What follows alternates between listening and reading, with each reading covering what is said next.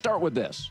The winningest coach of all time, Don Shula, got to a Super Bowl with Dan Marino, David Woodley, and Earl Morrall. He had to wait 5 years until he was even eligible for the Hall of Fame. But because of a tweak this year in the voting, and I don't like this at all, coaches now can get in 1 year removed from being out of the league. So the greatest players can't, but coaches can?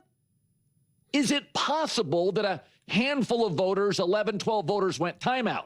The classiest guy ever, the winningest guy ever, the guy Belichick's been chasing forever, Don Shula, had to wait 5 years to even be eligible. And now because of a weird tweak, I got to put Belichick, who was a jerk forever, and that does matter. I'll get to that later. Some of these voters are writers. I'm going to put him in day one? Nah, I'll put him in next year. That gets me to the second part of this. If you take out one superstar quarterback in Belichick's career, he has a winning percentage below Jerry Glanville and equal to Anthony Lynn. With Brady, his team scored almost 29 points a game, and he won 77% of his games. Without Brady, they scored 19 points, and he wins 44%. And not only that, he was fired in Cleveland without him, was about to get fired in New England before Drew Bledsoe got hurt. And then the minute Brady left, he put a defensive coordinator in at OC. In the 1 year, and think about this, Mike Vrabel is getting to a Super Bowl with Drake May, who's not even a finished product, the current New England coach. Mike Vrabel got a number 1 seed with Ryan Tannehill, the 17th best quarterback in the league. Okay. Brady leaves, and they can't score. They don't get offense. They're the worst drafting team in the league. I mean, Bill Parcells is his mentor. He won Super Bowls with Jeff Hostetler and Phil Simms. Was Belichick's mentor. He had to wait forever. Bill Parcells. Ask yourself, if there was a great movie director who made 20 movies, in 12 of them he had a superstar actor, and they won Oscars, and they were amazing. In the 8 other movies, he didn't have that one superstar actor, and they were unwatchable. Drek, Porky's 2. That literally happens all the time in Hollywood, just so we're clear. That's why we have these elite directors constantly using, a lot of times, the same superstars. Martin Scorsese, Christopher Nolan, like, what are we talking about? Would it give you pause for 5 minutes to go, was it the director or the actor? Even with a stacked roster, the 1 year Brady got hurt, they couldn't make the playoffs. And again, Vrabel got a number 1 seed with Ryan Tannehill. Okay, and here's the third part. I'm just asking you to consider it because Belichick is a Hall of Famer and will get in. The third part, what is the most valuable week of the year in pro football? What is the one week of the year that the league values the most? Super Bowl week. And in 2007, it was tarnished because Belichick, footage of him taping another team. And Roger Goodell had to go to the Super Bowl and all week long address Belichick's cheating. Folks, you successful men out there, there is a tax in life. You can be a great husband for 45 years, but if your wife finds that one of those years you were cheating, you will sleep on the couch at minimum. There is a tax to pay if the most valuable week of the year, you blew it up once because you were taping another team. Okay, listen. And if you cheat on your wife during 45 years of marriage and you only get to sleep on the couch, I mean, it's I'm no cheater, but like, I'll just say, man, wow, you got yourself a keeper then.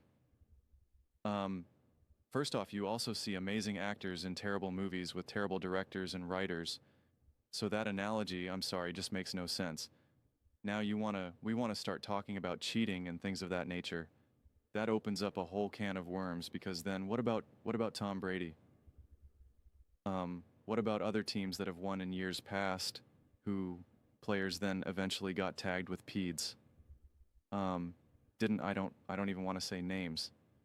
But other Patriots players, I think a pretty famous one or popular one, Julian Edelman PDS, refers to a former Patriots receiver, a 2018 4-game suspension and whatnot. Like it opens up a whole can of worms right now. And if you want to have those conversations, I'm all for it. But we're not actually having those conversations. Now we're just kind of throwing like random stuff out there. Because Tom Brady got suspended. Is he not going to be the first ballot, Hall of Famer? And the reality is, because you're saying, well, you got to make him wait. You got to do this. The problem is that people use now first ballot as this extra award. They say he's a first ballot Hall of Famer. Like it's like an extra, it's an extra.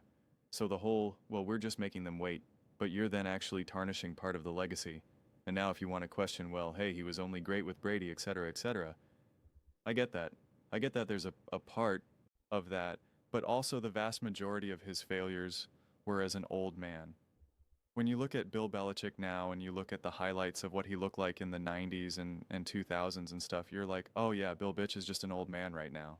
Like, that is not the Bill Bitch. It makes me think of The Office when Michael Scott goes to visit his old boss after, like, they change, the company gets sold or whatever, and he's, like, kind of just, like, following him down, the driveway with the car, and he's like, I don't know who that is, but that is not David Wallace, He's like, I don't know what that is. And, like, that's what Bill Bish, in a lot of ways, has become. And he was given all this power, and that's why he is giving a DC and OC job, and, like, things got weird at the end. No doubt about it. But now we're comparing Mike Rabel and, like, in the prime of his coaching career. Like, it's a tricky thing to do in this moment of time. And coaches and quarterbacks, special all-time great coaches and quarterbacks, are essentially always attached together. I went through this and showed before that the vast majority of Super Bowls are won typically by Hall of Fame coaches and Hall of Fame quarterbacks. And there's always this back and forth of people trying to give all the credit to the quarterback or give all the credit to the coach or whatnot. And it always depends on how much you like the quarterback, because if you really like the quarterback, everybody just wants, like, nobody wants to give Andy Reid the credit. Even though everything that Colin is saying here, you could be like, well, look what Andy Reid has done. And that's why I think Andy Reid is a better coach than Bill Bitch. I think Andy Reid is the best coach because he's been successful everywhere and he has an amazing record without Mahomes or McNabb. I mean that he's done incredible things. But as an offensive coach and a quarterback whisperer, there is a degree of versatility that is pretty unmatched when compared to defense being a defensive coach, because a Bill Bitch doesn't have the ability to unlock a M. Jones, whereas an Andy Reid has the ability to unlock Keidemer. Like, that's the difference. And that is insanely valuable in the NFL. Of course, in the modern NFL, where offense is clearly more of a priority than defense. And credit to Colin for even pointing this out, that with the rules and how they've changed, someone like an Andy Reid gets to be even more elevated with what he can do. And an Andy and a Bill Bitch will get more devalued because of the importance of offense and whatnot. And, all of this type of stuff. Mike McDonald is an unbelievable coach. He needed Sam Darnold and Clint Kubiak to get to the Super Bowl. We can talk about Mike Vrabel all we want. He has Josh McDaniels, Tom Brady's offensive coordinator, and just because Drake May has an interesting name doesn't mean that we just say Drake May like he went to a Super Bowl with Drake May. And it's like, yeah. And what did he do with that number 1 seed with Ryan Tannehill? He lost. Didn't he lose to Andy Reid and the Chiefs one of those days at least? Or maybe that's when they beat Alex Smith. I don't forget. Don't even remember. But it's like, he wasn't doing anything that truly that special with Ryan Town. They went on some runs, had some fun. That's great. If Josh McDaniels isn't the coordinator with the Patriots right now, are they going to the Super Bowl? Does Drake May have the season that he had? Probably not.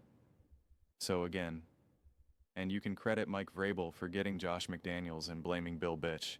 But again, the guy's at the end of his career. He's clearly not the Bill Bitch that we all know. Look at the decisions that he's making off the field. So, I'm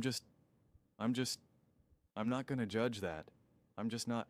Tom Brady's final season in Tampa was a little weird, and we praise him for winning the Super Bowl, and Tom Brady deserves a massive amount of credit, but like he had an awesome roster, he had a defense that stepped up in huge moments.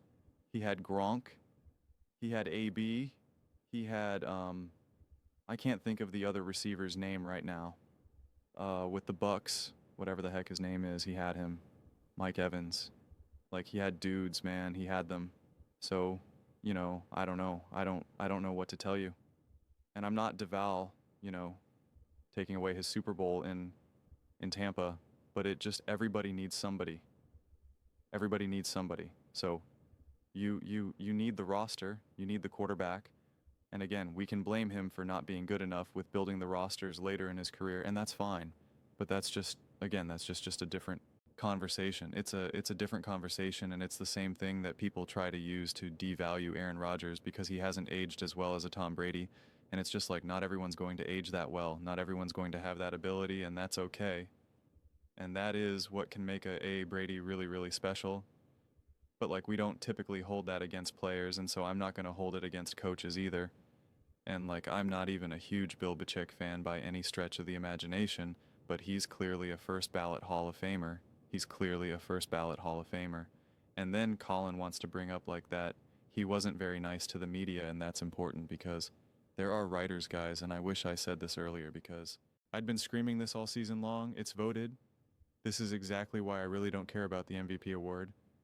I'll use that conversation as a jumping off point to have some interesting conversations to compare quarterbacks and just to have interesting conversations and whatnot.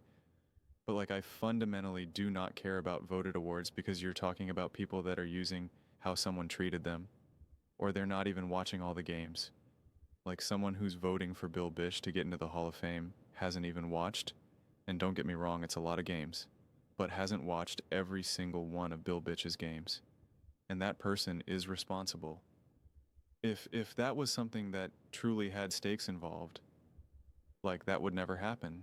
It's like, hey, can you do surgery on me without knowing anything about me and know anything about what you're like? Well, that doesn't seem smart. And so these voted upon awards are bonkers. And it's held by these media members. You want to talk about Bill Bitch going on power trips. The media used to have an insane amount of power. They were the ultimate gatekeepers. They crafted the narratives. They were the ones that told you what was real, what was wrong, what was true, what was false, what's not being discussed enough, what's being exaggerated. And that's no longer the case. That's no longer the case. And awards like this are the last defense that they have with that, and they're exercising it right now. And like, it just kind of proves what I've been talking about all season long, that the awards that are voted on, and obviously this isn't like an award, but it's still something that, you know, you get a group of people that you vote on, and it's just like, I don't know, man, that process feels pretty inherently flawed and pretty ridiculous. So we can get lost in the weeds all we want about, well, Don Chula or, you know, whatever, and like, what was his record without Tom Brady? Nobody was having those conversations before in that way. Nobody was trying to pretend like Bill Bitch isn't a first ballot Hall of Famer. I mean, and ask yourself why the other athletes like Patrick Mahomes, LeBron, etc. are like, what the heck is this? And they're the ones that are actually competing at the highest level. So the whole thing is just so ridiculous. And the reason why I talk about the whole bias versus unbiased thing, and why I do take, you know, pride in it, because you do have to kind of work hard to fight your biases. And like, I'm not some big Bill Bitch fan at all, honestly. And that's why in a moment like this, it's really easy to just be like, wow, look at his record, look at this, look at that. But it's just like, no, that's not actually what this is about right now. So let's not pretend like it is. Let's not get lost in director-actor analogies. Let's not get lost even in a cheating scandal. Because again, if that's the case, well, then Tom Brady's not going to be a first ballot Hall of Famer. Tom Brady, there's all these other players that he's played with, PDs, all this type of stuff. At that point, I don't even know. Should he even be a Hall of Famer? I'm just saying. I don't know. It's just a conversation. That's what we get lost in. That's what we get lost in. But those are just my thoughts. I'd absolutely love to hear yours. What do you guys all think? About Bill Belichick, not becoming a first ballot Hall of Famer. Let me know your thoughts in the comments below. I read every single comment, so whether you agree with me or disagree with me, either way, let's get in some discussions. Let's get in some fights. But ultimately, let's just have some fun. And please do consider subscribing. We're building an amazing community here, and absolutely love to see you part of it. I want to build something that we all generally feel connected to, something that we're really excited to be part of. I think we're well on our way to doing it. Please don't forget to give this video a thumbs up. It really does help visibility and the algorithm. Thank you so much. See you next time.